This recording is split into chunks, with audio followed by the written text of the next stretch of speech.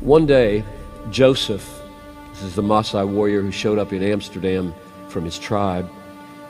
One day, Joseph, who was walking along one of these hot, dirty African roads, met someone who shared the gospel of Jesus Christ with him. And then and there, he accepted Jesus as Lord and Savior. The power of the Spirit began transforming his life, and he was filled with such excitement and joy that the first thing he wanted to do was return to his own village and there share the good news to the members of his own local tribe. Joseph began going from door to door, telling everyone he met about the cross, suffering, and the salvation that it offered, expecting to see their faces light up the way his had. And to his amazement, the villagers not only didn't care, they became violent.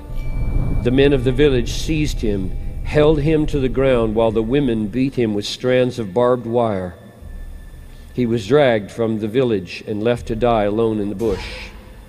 Joseph somehow managed to crawl to a water hole, and there, after days of passing in and out of consciousness, found the strength to get up. He wondered about the hostile reception that he had received from people he had known all his life. He decided he must have said something wrong or left something out from the story of Jesus.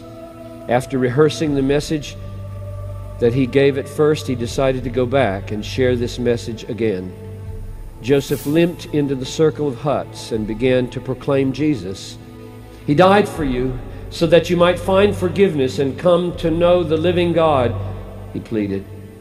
Again he was grabbed by the men of the village and held while the women beat him, reopening wounds that had just begun to heal. Once more they dragged him unconscious from the village and left him to die. To have survived the first beating was truly remarkable. To live through the second was a miracle. Again, days later, Joseph awoke in the wilderness, bruised, scarred, determined to go back. He returned to the small village, and this time they attacked him before he had a chance to open his mouth.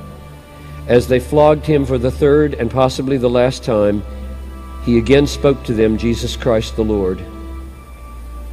Before he passed out, the last thing he saw was the women who were beating him began to weep. This time he awoke in his own bed. The ones who had so severely beaten him were now trying to save his life and nurse him back to health, and the entire village came to Christ.